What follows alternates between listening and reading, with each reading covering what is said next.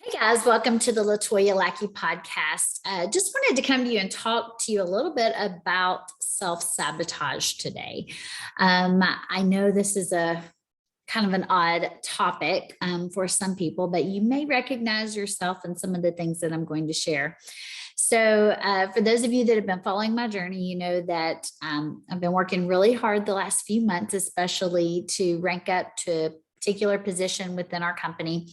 And we hit that goal and it was amazing. And it's just opened up a whole new world of things to us financially, within the company itself, with our friends. There's so many different things have happened as a result of that. It's one of the things that I've worked the hardest on in my life, besides being married and being a mom. I do think like there was a lot of struggle.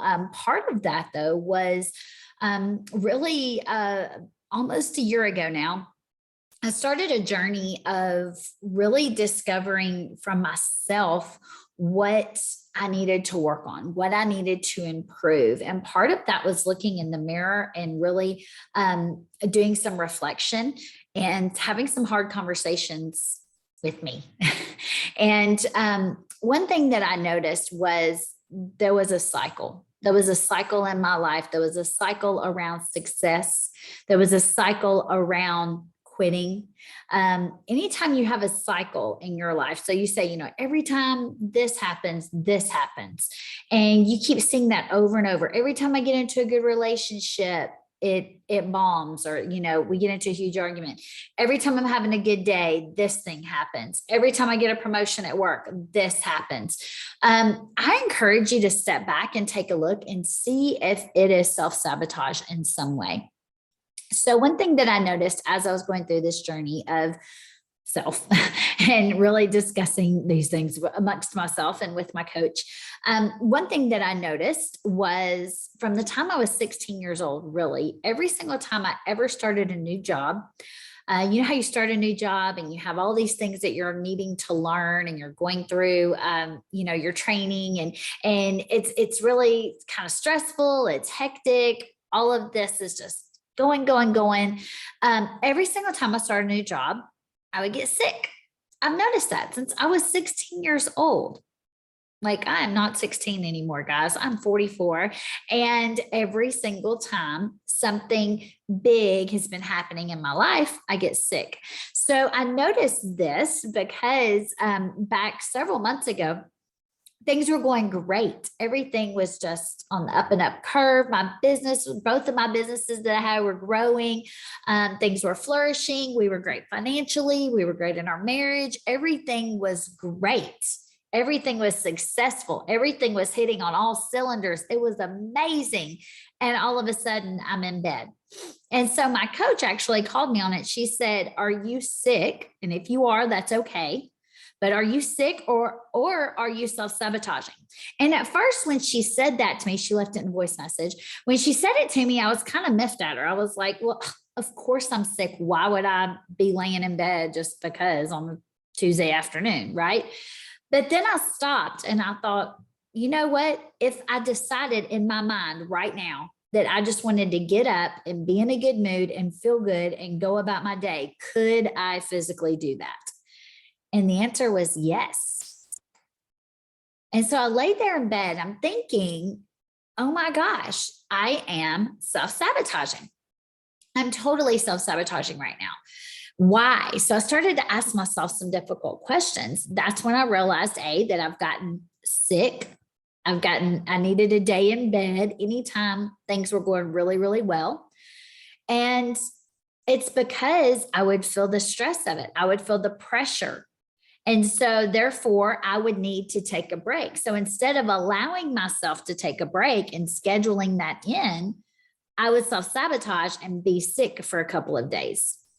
Now, when you do that, I might not be the only one doing that. When you do that, what happens is you end up laying in bed, your brain starts to go in the opposite direction of where you need it to. It starts to give you all of these reasons and all of these things of why you don't feel good.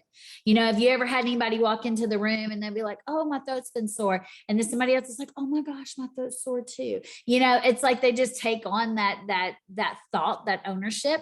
So that's what you're doing. You're laying in bed because you don't feel good, quote, quote. And then you start to feel worse. And then you have even more physical symptoms and things like that are happening. Your brain is creating evidence and stacking evidence up as to why you cannot continue with what you were doing and you need to lay in bed sick. Does that make sense?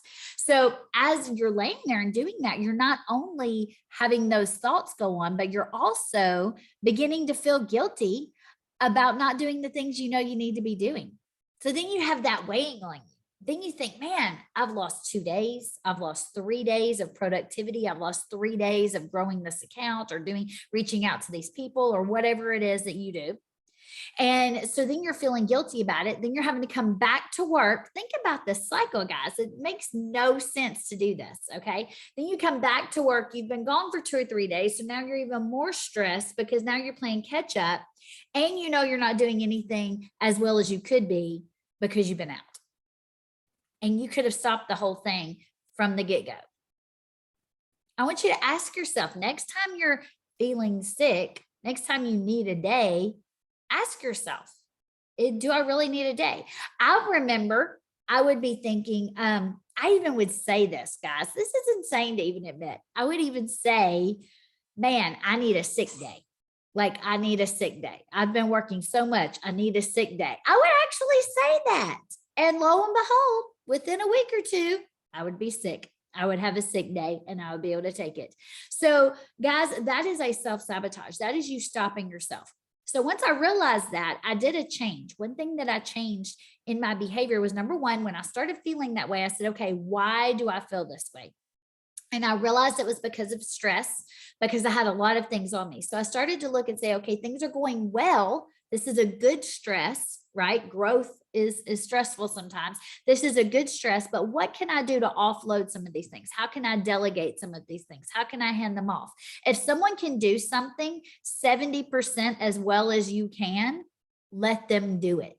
I know that's hard for you perfectionists out there. I know it's hard for those of you like me that don't want to take the time to show someone how to do something.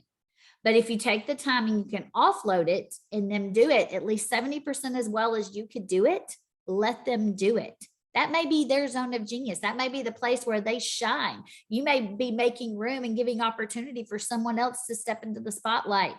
And guess what? That's okay, because it's getting it off of you. So I began to see that. That was number one, that I needed to delegate and get rid of some things. The second thing that I noticed was if I schedule rest, then I didn't feel guilty about it. So I would schedule rest in the way of I would take an afternoon off and get a massage. My husband started doing this with me.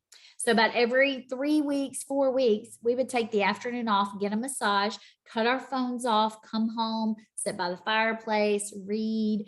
You know, he would play on his iPad, not have the TV on. We may cut on a movie later, eat a nice dinner, but really unplug from all of the things that we normally are distracted with and busy with. We're scheduling that rest. So because we're scheduling the rest, we don't feel guilty for taking it, right? Okay, now fast forward several months. I've hit this promotion. You hear of this happening. This is a whole new thing. I'm going to kind of talk this out with you guys because I externally processed and I haven't fully grabbed it all on the inside. So here we go. You hear of this happening, that athletes work to win the Super Bowl, and then they win the Super Bowl. It's the height of their career. And then they go into this depression afterwards. Or the Olympic athlete that goes and wins gold, and then they go into a depression afterwards. What do they do after that? So they've worked so hard towards this goal, quote, quote, that they've reached it and they think, well, this is the pinnacle. This is it. This is the top of my career. I won the Grammy. I got the Oscar, whatever it is. And then there's a lull because it's like, okay, now what do I do? Because the goal was what was driving them versus the experience, or versus them going past that to bigger purpose. Okay. So you've heard it said, I think it's in Atomic Habits, that the guy says, if you are becoming a runner, you may run a marathon to help you become a runner, but running a marathon is not the end goal. It's to become a runner. So therefore you keep running after the marathon. Does that make sense? So with me, with this rank up that I just experienced, it's been something I've been looking forward to and wanting for years. You're going to hear a squeaky toy. My dog thinks it's time to play because I'm talking. But I've been running towards this for years. So I hit it. And in the process of hitting it, I closed down my other business. So I'm all in with this one business now. I am used to having my hair on fire, having my hands in multiple different things, having my day dictated by a busy schedule, not feeling like I've accomplished anything that day unless I put in a 12-hour day. So all of a sudden, this week really is the first time that I've slowed down enough to have this new life that I've wanted. I'm experiencing the time freedom that I've worked so hard to achieve, and I don't know what to do with it. And so for the last couple of days, I have felt guilty.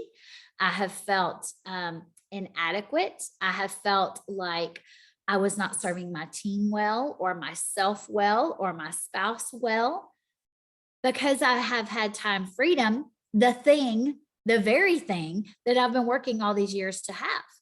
And so yesterday, as I was talking to someone, I realized that that's where my funk was coming from. That's where my Eeyore cloud was coming from, was that I have all this time freedom. So today I'm processing this. I began to read the book, The Big Leap, which if you haven't read it, I would suggest it. I'm only a few chapters in, but it's amazing. As I'm reading it, he's talking about your level of tolerance for happiness, your tolerance for joy in your life. This is why some people get into relationships, and after it gets to a certain point, they self-sabotage. They create a huge argument. They are like, oh, I'm done with this person. You know, why they get it so far into a job and then they quit. Think about these things for a minute, guys. These are signs of self-sabotage. So as I was reading this book today, and I'm thinking about this time freedom that I've wanted, that I now have, I began to realize that I was feeling guilty for having time. Oh my gosh, right? I was feeling guilty for having time because I kept saying, I'm going to plan a vacation. I'm going to plan a trip to reward myself for all the hard work we've done. Well, I was going to go to the beach next week, and we had to cancel that trip due to a series of different things. And I had no problem in my mind scheduling a trip to the beach to take a couple of days off. I kept saying, I'm going to go stare at the water and spend time with Jesus. I'm going to take Bella with me. I'm going to take my dog with me. My husband can come down later. I'm going to go do that for a few days. I kept making that the goal, when really what I needed was just to stop and absorb what was happening. I needed to think through planning and what's the next stage. And, you know, being at this rank within my company was not the end goal. Even the next rank and the next rank are not end goals for me. Those are a means and a resource, a way for me to go and do ministry the way that I want to. So that's the ranking of itself is not even the goal. This time freedom was the goal. So I could spend time in the word. So I could spend time ministering. So I could spend time doing the things that I feel like God has called me to do on the outside of business. That's why I did all of this. So why am I feeling guilty for having time freedom? And so that's what I realized today. I was going to excuse it. It was going to be okay if I went away to the beach. But if I took a half a day here at the house, I was guilty. And so I started asking myself, why? This makes no sense. Why? I mean, think about this, guys. In my brain, I needed to go and spend $1,000 at a week at a condo, plus travel money, plus food. I needed to go do that in order to take a few days off without feeling guilty about it. How ridiculous is that? When I can take that same time off right here in my home. I could take that same couple of hours today and just get out and walk in the middle of the afternoon because it was a beautiful day, and get out and read my book and walking in my driveway with my dog. Like, I normally would feel guilty about that because I'm like, oh, I need to be running around with my hair on fire. I need to be doing all of these things. Are there things I needed to be doing today? There are things I could have been doing today. Yes, I could have washed clothes today. I could have. I could have swept my floors today. I could have balanced the checkbook today, which I'm going to do tonight. I could have done some of those things today, but I wouldn't have had the rest. I wouldn't have had the recoup time. I wouldn't have had the time to plan and to absorb and to think and to work on myself, even as I'm reading that book today of The Big Leap. I wouldn't have taken the time to do that. So I want you to really stop and think about some of those patterns. What are the cycles in your life that keep continuing? Look back several years even and say, if this is a cycle, maybe I'm the common denominator to this. Are you taking time to rest? Are you taking time to enjoy the thing that you've worked all your life for? You know, you see people that they want to make this amount of money or get this house or get this, and then they get there and they're so unhappy. And it's because they're not just enjoying the journey of where they are to where they're going and all of those things, but B, they don't know what to do when they get there because that's what they've absorbed themselves with. And so now, how do you enjoy it? How do you rest? How do you stop for a minute?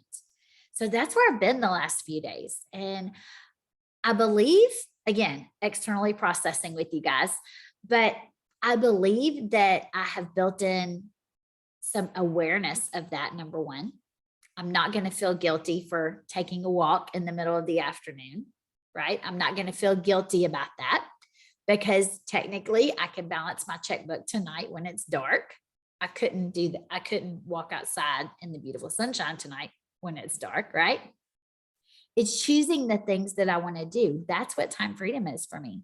So that's what being able to say, okay, this is important. My health is important. It's important for me to rest. It's important for me to recoup, to have brain space, because guess what? I'm going to show up for my team in a better way. I'm going to be a better leader. I'm going to be a better wife because I've taken time to take care of myself. I haven't burnt out and had to go and be sick, quote, quote, somewhere for a few days. I didn't have to spend thousands of dollars to go sit at the beach so I could legally take time off without feeling guilty about it. No, this is what I've worked for. So it's time now to enjoy it. It's time now to take a break and to say, okay, what's the next thing? Where do I need to grow next to take my business to the next level? How do I need to grow next to understand how to manage finances at this next level? Right? Different things like that. I can take the time and not spin my wheels just to feel like I have my hair on fire just because that's the way I've lived for all of these years. It has gotten me some places. It's also kept me from getting some places because I would work so late and I would miss time with my family and I would miss opportunities and events with my friends because I was working all the time. So again, I don't know what your takeaway is from this. I would say, check yourself, make sure you're not self-sabotaging, check those cycles that are happening in your life. And take time to enjoy the things that you've worked for. Take time to enjoy the life that you are creating for yourself and for your family. Take time to take care of yourself. If it's an afternoon for you to get a massage or a pedicure or to go for a walk in the park, take time to do those things because when you do, you're going to be a stronger, better, more capable you. You're going to think clearer. You're going to have better ideas and you're going to be able to execute plans more effectively when you do those things. So I hope this was helpful for you and join us next time on the Latoya Lackey podcast.